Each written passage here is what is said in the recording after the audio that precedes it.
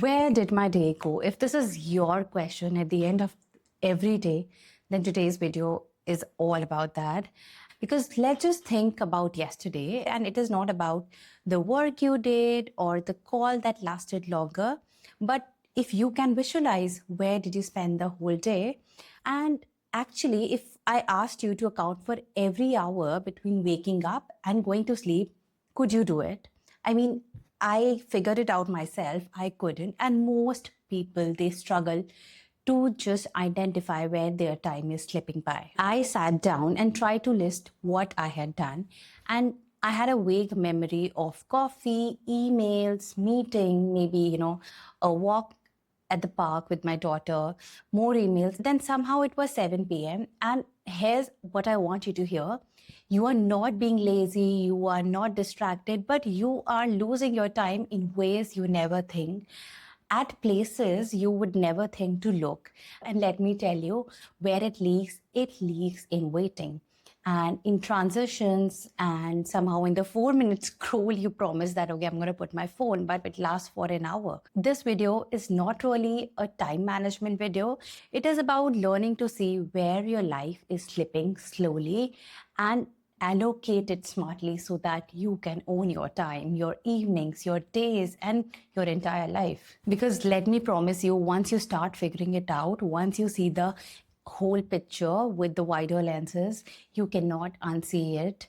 Before we go further, let me give you a little introduction. Hi, I'm Pooja. I make videos on personal development and all the things that make you better every day. I mean, I learn a lot, I read a lot, I implement a lot of things, and that's why through these videos, I want to give you a fresh perspective on things we generally ignore. So yes, if you like these kind of videos, please consider subscribing. Number one habit is stop treating time like a bucket. We all think that, time is a container. We only have 24 hours to fill in that container, but our work is always overflowing. We always run out of time. We don't have time for everything. And this is the basic notion I keep on asking everyone, that it's been long we met, and they all give the simple answer. I don't have time. I don't know where the time is going. It is slipping by. Most of us are running on that time is a container. You have only 24 hours and you try to fill them with tasks. And when it overflows, you automatically stress. And that model is wrong. And somehow it is sabotaging you. You need to understand that time is not a bucket. It is basically a sequence. And sequences break when you overload any one segment. So to understand this, there is a research by Harvard studies on cognitive load show something counterintuitive. We don't get exhausted from doing too much. We get exhausted from poorly structured sequences. Let's just understand it with an example. Think about a day where you had a hard conversation with your boss at 9 a.m. Even if that meeting lasted only for 20 minutes, how did you feel after that? And how about 2 p.m.? The meeting did not steal your day, but the residue of the meeting did. So best is stop asking how much can I fit into a day and start asking which parts of the day are fragile. Because you need to understand that one brutal task can ruin the 3 hours that come after it, not because of how long it took, but because of the emotional and mental residue it left behind. So basically what your day needs is a better restructuring, because some part of the day are always fragile and some part of the day you are at your best. For instance, morning before the world gets noisy is a high capacity, because post lunch is basically fragile, and right before an important meeting you cannot do that. So don't schedule deep thinking there. And earlier, I used to schedule my most creative writing and my most creative work in the afternoon. I wondered why it felt like, dragging rocks. Then I moved it to 8 a.m. before I opened my phone. And, the major transition happened is before I just make a presence in the world, I am able to do most of the work in that window because those are my most productive hours. So what happened is I was putting the same amount of time in my mornings and the output was completely different when I was doing it in the afternoon. Second is audit transition, not tasks. So here is a thought most people never have. Your day is not made of tasks. It is made of the gaps between those tasks. Those gaps act like those mental loading screens. And this is where actually the time disappears. There is a great study by Harvard Business Review calls this switching cost. So every time you shift contacts, emails to deep work, I mean Slack to a call, your brain pays a tax. You don't see it on your calendar, but you feel it. You can just think of a typical morning where you check your email, open 12 tabs mentally, and then you switch to a project and still thinking about the email. Then you go to your Slack ping and you completely lose context from where you started. And then you're back to a project. And what you're doing is mentally you are switching tasks from one tab to another, to one window to another, one app to another. And then you receive a notification from your phone and the complete rhythm changes. So what happens is by noon, you are exhausted, you have not done anything, and you are already halfway around the day. So were you bad in structuring your workday? You were literally playing with the switching and hardly able to do any kind of deep work. And I was completely into it. I was doing it. I did it for a few years until I found it that I have to find a solution. So I started tracking not what I did, but how many times I switched contacts. On a bad day, I would switch around 40 times before lunch. So once I started doing batching, okay, I'm going to do the emails at the end of the day. I'm going to do my most productive work, my creative thinking work in the morning, and I will do the other focus hours in the afternoon. My entire life changed because that way I have allocated time for the tasks that required my mental energy, and I was constantly not switching from one tab to another. And that way I pretty much saved my sinking day to being very productive in what I have to do. My days felt longer without being any fuller. Try this and I'm sure you will love this hack. Third habit is separate decision time from execution time. Oh my God, I cannot tell you, this has made such a big difference. Because what was the problem is most people make decisions inside execution, and that's exhausting in a way because it is very hard to name. Let's say you sit down to work, but during that execution time, you are deciding that what you have to do.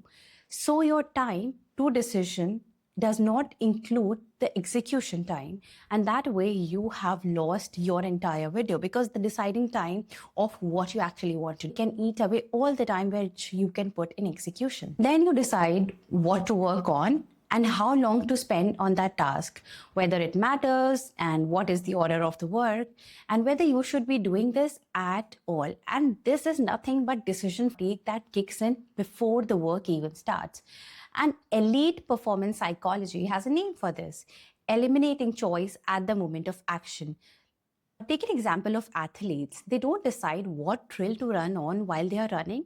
And let's take an example of surgeons. They don't decide in between operation, like what kind of operation or what tools they'll be using inside the operation. Everything is planned and in a process, in a particular order. This decision is made before the performance begins. And that is so crucial in your everyday tasks. So I tried implementing this, and I now have two modes in my entire day. One is decision mode, like that could be Sunday evening or first 15 minutes of morning, where I only decide what I am doing today, in what order, and for how long. And the second mode is execution mode, which is everything else. So where I follow the plan and there is no what ifs, what to do, and there is no reprioritizing when I am in the flow. So what I can say is it is basically serving me like meal prepping, where I don't anymore make the hard choices of what to eat, what to buy, and the rest of the week I just have food. And that way what I'm doing is I am letting my decision fatigue go, and I have good mental energy because I have already planned everything beforehand. The decision fatigue is gone, and when I'm on it, I am on execution mode. Fourth habit is stack one brain task with one body task. There is this myth we all have that multitasking does not work, it is not the right strategy, and we have known this, every now and then. But here's something that does work, and it did for me and for a lot of my friends, and it is slightly different. It is called stacking. If you can stack one physical task with one mental task, you can save a lot of time. Suppose you are walking, you can think about a problem that you were trying to solve. If you're cleaning, you can listen to a podcast or plan a project. If you are cooking, you can catch up with a friend on the phone. If you're folding laundry, you can watch an educational video. So, what is happening is your body is going to be doing these things anyway.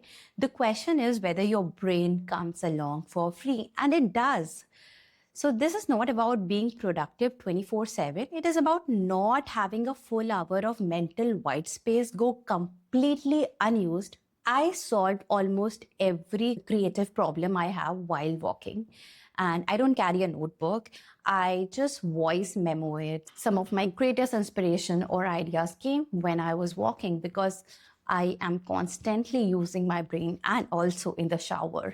Some of my best ideas have come from a 25-minute walk around the block. And it just happened intentionally because, I also call it mental and think walks. But yeah, there are things that doesn't work. So what doesn't work?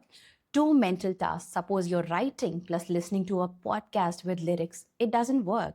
So stacking, it basically works when the cognitive loads, they don't compete directly. Two brain works, you cannot do it together. One mental work and one physical work, you can combine it beautifully. And habit number 5 is build one calendar that tells the truth.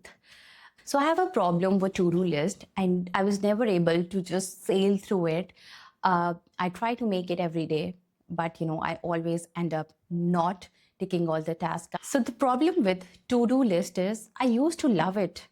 Color coded to-do list, sometimes in my iPad, in my system, and in my journal. Then I realized they were just a form of anxiety in bullet forms because there are a few tasks without time boundaries and they follow you around even when you are not doing them. So you finish your day and look at 14 things, and at the end of the day, you feel like a failure, even if you worked hard all day. It gave me a sense of anxiety I cannot tell you because those were 14 tasks still unticked. So it is a feeling even when you're watching TV at night, work thoughts keep popping up because your brain is still managing the open loops. I tackled the situation and I stopped listing tasks and started placing them. Everything goes on the calendar, and I mean everything. I know it is a lot of, keeping everything in order, but yes, that really helped. So even if I'm going on a call with a friend for 20 minutes, I would put it in the calendar. If I'm responding to emails, I'm doing admin tasks like paying bills, booking appointments, my workouts, the creative work, everything goes in the calendar because that calendar is finally telling me the truth that where my time is slipping. Also, there are a few apps, that you're working on which project and where you're allocating your time. If something new comes in, I find it a slot. If it doesn't fit, I either push something else or accept it is not happening. Earlier, I used to say, I don't have time for exercise. I don't have time to meet that friend. Then I built an honest calendar and realized I had 3 hours a week I was scrolling after dinner. So the reality is I was not out of time. I was out of intention. So this is what we all need. We have time. We are not just batching it correctly. We are letting it slip by when we are switching tasks, when we are just scrolling after dinner and just complaining. Time doesn't need to be controlled. It needs to be understood. You need to understand where the time is going. When you stop fighting your days and start designing them honestly in a structure that works for you, you have time for everything that you want. Sometimes life slows down, you don't have the energy cycle, and not everything goes by by the way you have planned. But yes, if you have time and if you have less frictions for things that you actually want to do, things start flowing. So what you need to do is remove the friction, and those 24 hours will start feeling completely different. Because the whole thing is we want to feel alive in those moments and not spending every night with a sense of guilt. Okay, I wasted another day, where my time actually went. So yes, I hope you like this video. If you like it, please consider subscribing and try to implement these points, these habits in your everyday work and beyond. And I hope it will give you something to work on and practice and improve. If you like these kind of videos, I really hope you subscribe and you drop a comment, because I am all ears. And if it helps you, that would be a cherry on the cake. So yes, I'll see you in my next. Bye-bye.